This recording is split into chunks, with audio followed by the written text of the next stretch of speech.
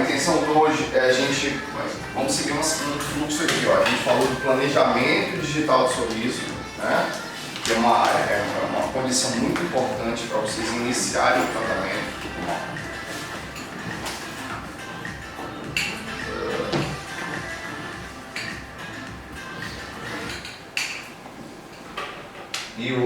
E aí voltamos para a parte inicial, né, de fotografias, que também é uma condição para você iniciar um tratamento, né, trabalhar com a parte digital da odontologia, né. Então você ali, se a gente fosse por ordem, seria ali a avaliação do paciente como um todo, né, fotografias, moldagem, e aí entraria na aula de planejamento, né, se a gente for por ordem aqui para atendimento do paciente. Mas vocês tiveram aula de planejamento estético, tiveram aula de fotografia, né? Hoje vocês vão entender um pouco sobre planejamento reverso. O que é o planejamento reverso? O planejamento reverso é você planejar a parte protética antes da parte cirúrgica, nas situações onde você tem próteses e coroas sobre implante. Ah, mas eu não vou fazer implante aqui. Possivelmente, se você está fazendo aperfeiçoamento e se você vai fazer uma especialização, você vai pegar a prótese sobre implante para fazer. Tá? E eu vou dizer aqui já para vocês rapidamente. A prótese sobre implante, entre aspas, ela é mais fácil do que a prótese sobre dente. Tá? Ela é encaixe, é Lego. Vai brincar de encaixar peças sobre a cabeça do implante. Então, para quem já vivencia isso aqui, né? Entende o quanto que é mais tranquilo, é chave, parafuso, travamento e torque. Lógico, existem os princípios de seleção de pilar, de componentes protéticos da prótese sobre implante, porém, é encaixe. Se não encaixou, está errado, você selecionou um componente errado. É Lego, é montagem de peças mesmo, tá bom? A gente não vai se ater hoje a componentes protéticos, vocês têm, acho que, em agosto ou é julho. Agosto, em alguns módulos depois do segundo semestre, você vai ter uma hands-on e uma aula de componentes protéticos, tá? Para vocês executarem também na clínica, tá? Antes disso, vocês vão estar na clínica fazendo próteses e dentística sobre dente, tá? Não sobre implante. Então assim, o planejamento reverso nada mais é do que você fazer um planejamento do local ou da posição que precisa ficar o dente que você perdeu para depois você planejar o implante. Tá? Isso é o planejamento reverso. Então, base de planejamento. O planejamento é uma condição básica e imprescindível para qualquer execução cirúrgica. Lógico, você planeja a cirurgia, sim, depois que o seu dente está na posição. Tá? Você não analisa uma tomografia, olha a quantidade de osso e fala assim, não, o implante vai ficar aqui onde tem osso. Não é assim não. Se o paciente perdeu o dente, o que acontece? O processo alveolar, ele tende a diminuir. Beleza? Se ele afina e ali cabe o seu implante, você vai soltar naquela região? Não. E seu dente vai ficar onde? Quem manda na posição do implante é o dente, e não o contrário. Né? O implante em qualquer posição, como eu falei ontem para vocês, e o dente tem que colocar, o cara se vira para colocar, não. Tá? Então o planejamento serve para isso. É lógico que dentro das condições de avaliação do paciente, o estado geral do paciente, estado local, o perfil psicológico desse paciente, para aceitar o seu plano de tratamento depois que você planeja, tem que ser passado para ele. Tá? E lógico, você precisa entender o perfil psicológico do paciente, os anseios do paciente. O paciente, ele tem desejo de colocar somente aquela prótese sobre implante, ele tem noção de que a prótese sobre implante dele pode ter gengiva artificial, que é um dos maiores problemas que a gente pega aqui. O paciente acha que vai colocar implante e ele acha que vai colocar o dente somente. E ele sabe, ele tem que entender no momento que ele perde o dente, além dele perder o osso, ele perde gengiva. E essa condição de perda de altura geralmente é compensado com uma prótese acrílica dentogengival. Tá bom? Então ele precisa entender isso. Essa solicitação estética e funcional do paciente é real? Você está entendendo o que ele está falando? Porque você tem que deixar ele nas expectativas realistas no tratamento dele. Ah não, eu consigo fazer sua prótese somente dentária, sem gengiva. Você planejou para isso, você sabe se isso é. Você não pode soltar isso numa consulta. Tá? E de fato isso aqui é muito importante também. Ó. Não só no consultório privado, mas no consultório, numa clínica escola. Por quê? Porque os atendimentos eles são mensais. Então isso cria o que? Expectativa do paciente. Se você não motivar ele a cada consulta, ele vai chegar ranzinza para você, na maioria das vezes. Ele vai chegar não querendo ser tratado por você, querendo ser tratado por mim, que fiz a triagem dele. Eles não entendem, porque ele acha que eu fiz a triagem. O que mais que a gente conversa é isso. Ó, aqui na clínica escola a gente tem alunos formados que vão ser tratados por são dentistas formados que estão fazendo pós-graduação e vocês vão ser atendidos por eles. Só que muitos deles chegam aqui, cadê o doutor fulano de tal? E eu não tenho como estar na clínica o tempo inteiro. Tá? Então o que precisa entender? Você precisa passar, além de passar segurança, motivar o seu paciente. Motivar a cada consulta. O seu tratamento está nessa fase, depois você vai passar para essa fase. Então é uma motivação diária. Ainda mais pacientes que precisam fazer enxerto, depois implantes. Tá? Toda aquela sequência de uma prótese total que é moldagem, prova de plano de cera, prova de dentes, acrilização, duplicação para um guia cirúrgico e depois a cirurgia de implante. Olha quantas consultas ele passa para fazer a cirurgia de implante. Imagina isso mensalmente. Tá? Então isso deixa o paciente querendo ou não, sem a motivação de vir. Vocês precisam motivar. Tá? Fazer as avaliações extraorais, entender todo aquele passo a passo do planejamento, né, do paciente. Procurar saber esse perfil do paciente. Você vê que tudo começa a se repetir, tá, né? Você entende a anamnese, você vai para o exame extraoral, que está aqui, ó. Isso tudo eu falei para vocês no início do planejamento ontem, não falei? O perfil do paciente. Você está diante de que tipo de paciente? O paciente ele deve ser analisado desde o momento que ele entra, que você avalia ele andando no corredor. Se ele já deambula, se ele tem algum problema, com certeza se ele tem alguma dificuldade de movimentação, vai ter reflexo no sistema estomatognático. É uma cadeia, pessoal. Quem já fez físio aqui? Já fez a sessão de fisioterapia? Nunca fizeram? Beleza. Geral, você não vê quando o cara está fazendo ali, você está com uma dor em um local, o cara está mexendo em todos os locais? Músculo é uma cadeia muscular, você tem que soltar outros músculos. E isso reflete, se ele anda com problema, se ele tem algum gesto, isso reflete.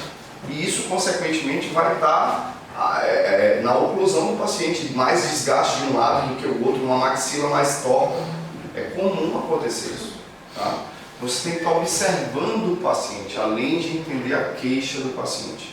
Saber o motivo das perdas dos dentes. Perdeu por quê?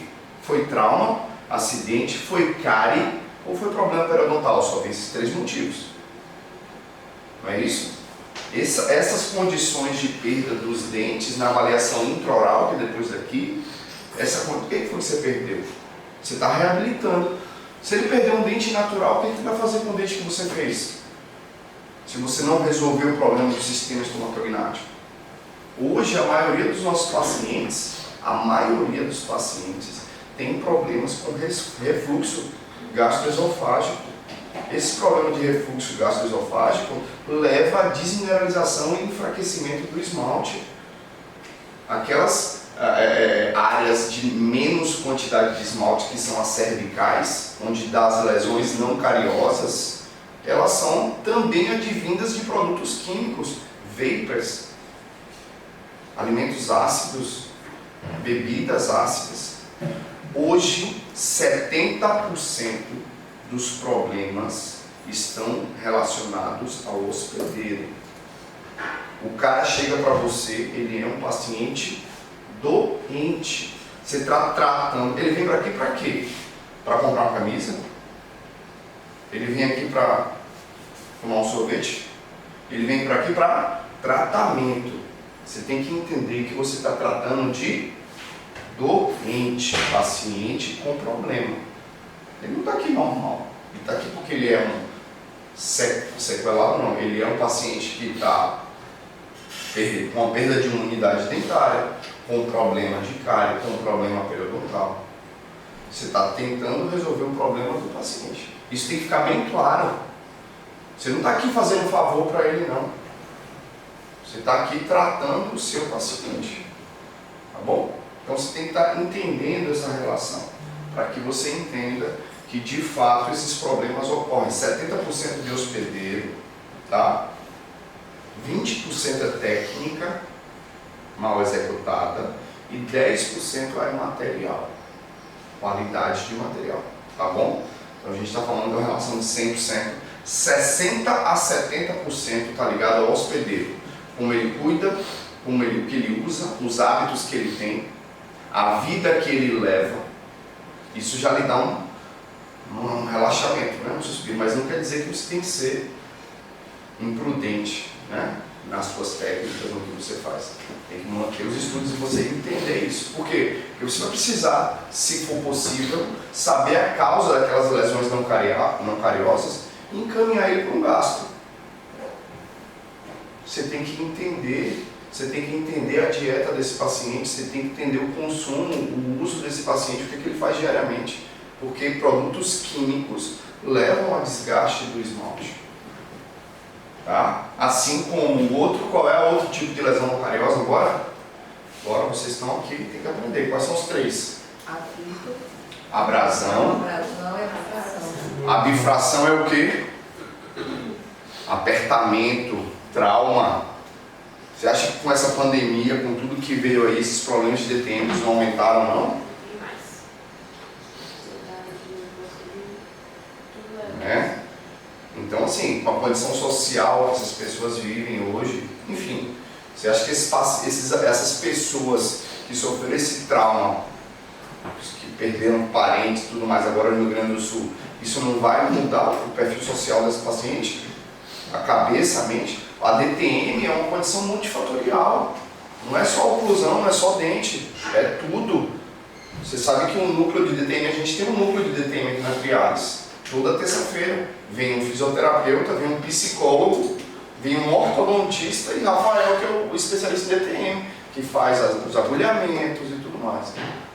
Então eu tenho 4 profissionais envolvidos para um paciente. Então existe um pacote que ele paga por mês para ele ter sessão de físio, sessão com psicólogo, sessão com ortodontista, quando necessário, e sessão com especialista da área.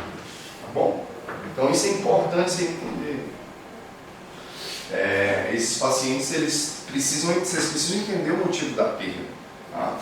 A gente começa a falar aqui, viajar um monte de coisa, mas é isso mesmo, é o que acontece.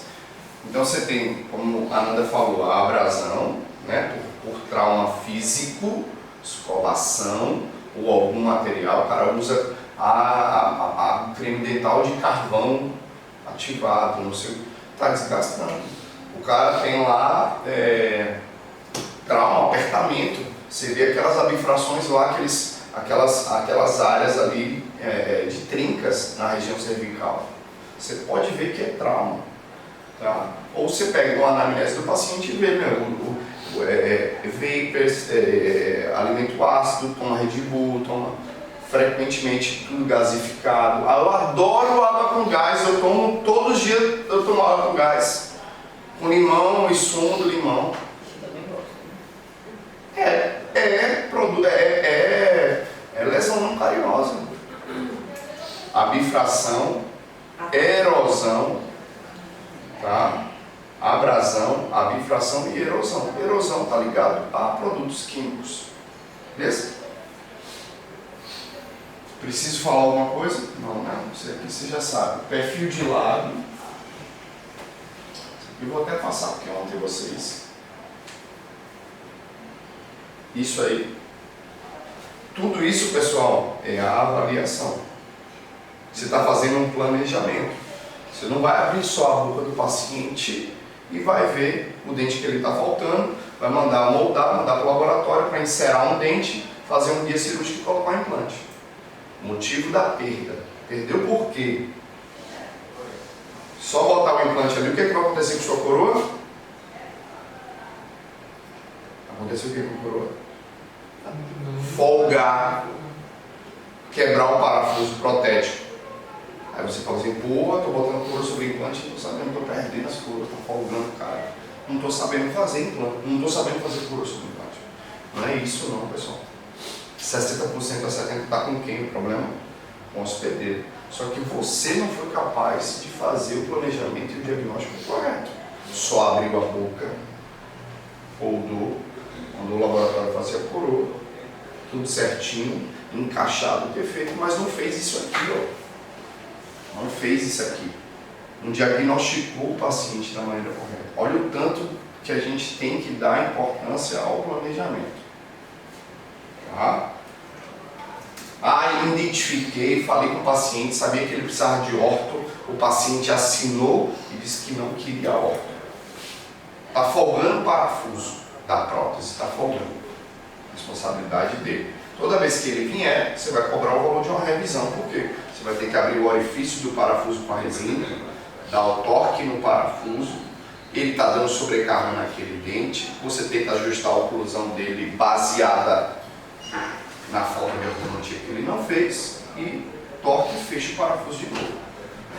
Folga no parafuso na data tal, o paciente foi ajustado à oclusão, esteve ciente o tempo inteiro que necessitava de orto antes da instalação do implante e do aparelho e da coroa sobre o implante. Ponto, segue o jogo. Quanto foi? R$200 a revisão. Tá bom? É assim, tá? É lógico que você faz a proposta, mas às vezes o que você propõe o paciente não está a fim de fazer. Foi encaminhado para gastro, para avaliação de acidez, tal, por problemas de erosão na região de unidades tal. E a erosão acontece em vários dentes segmentados. Tá? O paciente não compareceu, não deu resposta, não está fazendo o tratamento. Ponto, evolui dessa maneira. Tá? Análise intraoral, você vai analisar a oclusão desse paciente. Qual é as guias que você tem? Fala aí para a gente revisar rapidamente. Canina, molar. Quando você faz a guia canina, que você expulsiona para o lado direito, quem é que toca? 13 e 43. Os outros tocam? Não. Excursionou para o lado esquerdo, quem toca? 23 e 13. Esse é a guia canina. Tá? Tem aí em grupo parcial? Tem. Não tem? A oclusão estabilizada em grupo parcial, como é que é? Geralmente pacientes que fez ortodontia e às vezes tem desgaste no canino, na ponta do canino, e de fato às vezes não faz uma guia de oclusão de estabilidade parcial, como é? Excursionou para o lado direito, o que toca? Além de 13, toca 14 e 15. Parcial, os dois. Ou se só tiver 14, 13 e 14. Tá? Ou 14, 13 e 15, enfim. É em guia parcial, você toca caninos e prés. Tá? De guia total, pessoal, não se faz em dentes, porém se faz em próteses totais, para estabilizar. Então, quando ele excursiona, além de tocar os caninos, tocam pré-molares e molares do lado de trabalho. Tá bom? Para que isso? Para estabilizar uma prótese mucossuportável. Não é uma prótese sobre implante, tá? A prótese sobre implante ela segue natural. Excursionou para o lado direito, só toca os caninos. Beleza? Beleza? Excursionou para o lado esquerdo, só toca os caninos. Mas uma prótese mucossuportável, imagina que você excursiona, toca só os caninos. O que é que faz a prótese? Ela desestabiliza. Não é isso? Então você tem que fazer uma excursão para que ela toque os molares. Bom? E pré-molares também. Oclusão em guia em função em grupo parcial ou grupo total. Beleza? Protrusiva. Aí é outra aqui. É quando você excursiona para frente, o que é que toca? 11 e 21 nos 4 centrais inferiores. Toca canino? Não. Toca molar? Não. Toca pré? Não. Então essa é a protrusiva. Beleza?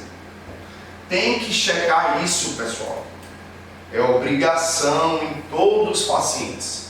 Paciente tem ausência de guia canina do lado esquerdo. Paciente tem ausência de guia canina do lado direito. Paciente tem ausência de protrusiva, tocando além dos centrais caninos na excursão de protrusiva. Tem que ter anotado isso. Isso é estabilidade do sistema estomatognático. Assim como você coloca lá a ausência da unidade 16, a ausência da unidade 26, a ausência da unidade... Você não coloca isso na anamnese? Você tem que colocar a ausência das guias. Tá bom? Você não vai dizer assim, presença. Não, você bota só as ausências. Tá? Que precisa restabelecer. De que forma? Aí a gente vai avaliar caso a caso. Tá bom? Porém, ausência de guia canina, mas com função em grupo parcial. Ou seja, excursiona, toca, além de caninos premolares. Beleza? Tudo certo? Bem entendido? E aí sim, pessoal, a gente vai fazer um estudo, né? Se o paciente for prótese total, a gente vai fazer todo aquele estudo da prótese, uma moldagem dos revólveres, né? Avaliar aí toda a sequência desse paciente. Quando o paciente ainda tem dente, existe uma relação que a gente precisa avaliar, né? Para se estabelecer a dimensão vertical. Não se chega de uma condição dessa para essa de uma hora para outra, tá? Precisa ir levantando aos poucos. E aí o paciente passa por uma série de momentos com provisórios, tabletops posteriores. Como é que se reabilita um paciente como esse? Você vai mandar fazer as facetas e pronto? O que é que vocês vão fazer? O que vocês vão fazer? Estabilizar os zagueiros lá atrás, repor os dentes que estão faltando, para ter espaço na região anterior, para depois a gente restabelecer a região anterior, tá? Então você restabeleza a posterior, mas eu vou ficar o tempo inteiro com esses dentes. Calma, a gente consegue de uma semana para outra e aumentando gradativamente esse espaço para depois a gente restabelecer com provisório os dentes da frente. Quer dizer, você passou uma vida desgastando esses dentes, você quer que eu resolva isso em um dia? Não tem como. Eu tenho que ir gradativamente. Se eu aumento de vez e mantenho o espaço que eu quero, restabeleço a dimensão vertical do paciente, que muitas vezes você sugere, você não sabe exatamente qual é a dimensão vertical do paciente. É uma sugestão baseada no compasso de Willis. Lembra da regra? Dimensão vertical de repouso é dimensão vertical de oclusão menos espaço funcional livre. Lembra disso? DVR, vou mostrar para vocês, vai estar na aula. Vai estar na aula e vai ter compasso de Willis aí, tá bom? Vou mostrar para vocês. Mas é isso que vocês precisam entender, ó. No exame clínico, abertura, para a instalação de implante eu preciso ter abertura bucal, tá? Ver como é que está a articulação temporomandibular, medição da abertura, ver se ele tem incômodo, trismo, desvio do trajeto, ruído. Se ele tiver dor na articulação, pessoal, tem que montar esse paciente em relação cêntrica, tá? Que é a melhor posição do côndilo. Relação cêntrica, vou revisar aqui rapidamente com vocês, é a melhor posição do côndilo em relação à fossa glenoide. Não é uma relação dentária. Relação cêntrica é uma relação óssea, onde você tem maior estabilidade do côndilo em relação à base do crânio. Tá bom? E você manipula o paciente para isso. O côndilo ele fica mais na região superior da cavidade glenoide. E aí você consegue trabalhar com ele dessa forma. Cenas do próximo capítulo, a gente explica mais na frente, tá? Mas em IH, lembra do NH e IRC? RC é essa relação óssea. MH é a máxima intercuspidação habitual. É o contato entre os dentes. Tá? Os exames a serem solicitados para ser avaliados. Panorâmica, né? Onde você vai ter uma noção geral. O primeiro paciente, se vocês puderem receber todos os pacientes com panorâmica atual, é a melhor coisa que tem. Vocês conseguem ter sugestões. Tá? Vocês conseguem ter associar a visão clínica com a visão radiográfica. Todo paciente que chega aqui para triagem, ele tem que ter uma panorâmica. É o exame básico. Tá? E a partir disso você solicita periapicais, interproximais, para verificar o que precisa, e tomografias para regiões onde vai ser instaladas implantes, se vai realmente precisar de implante ou não, né? Que é um exame tridimensional. É ele que mostra se realmente a gente vai precisar fazer enxertos, espessura de osso, né? Esses dois exames aqui só me dá a relação bidimensional, só me dá a altura, mas não me dá a espessura. Quem me dá a espessura é a tomografia. As outras imagens só me dão a altura, e mesmo assim, alturas distorcidas. Panorâmica ainda mais. Periapical não. Periapical dá uma altura bem próxima do que é. Tá bom? É um exame bem direto. A panorâmica ela distorce um pouco mais. Então aqui, ó, isso aqui é uma tomografia. Você tem uma visão panorâmica da tomografia, uma visão de frente do paciente, e aqui visão de lado, visão fatiada, corte sagital. É aqui que eu consigo avaliar, tá? Então aqui, ó, a gente está diante dos cortes. Eu vou avaliar aqui para vocês, ó. É difícil interpretar a tomografia para vocês? Uhum. Beleza. Mas a panorâmica não, né? Não. Beleza. Então a panorâmica está clara para vocês, né? Beleza. Então eu vou aqui, ó, no corte. Olha o corte que está aqui, ó. Aqui é o corte 62. Tá vendo aqui? 62, 64, 66. Então, o que está dizendo a tomografia aqui, ó? Que eu estou fatiando o paciente aqui, ó, em várias cortes, e estou pegando essa fatia aqui e girando para você, ó. Estou tirando esse pedaço do paciente aqui, fazendo isso, ó, para eu ver a espessura. Então, se eu for aqui no corte 62, que é o que está lá embaixo, o corte 62 está aqui, ó. 60, 61, 62, não é isso? Então eu peguei esse corte 62, onde está nesse implante aqui, e eu estou vendo esse pedaço aqui, assim, você está vendo de frente, né? Eu vou pegar esse pedaço e vou virar para vocês verem a espessura desse osso. Aqui o corte 62. Você começa a ver o início do implante, que no corte 64, 2 milímetros depois, você já começa a ver a ponta do implante ali, ó.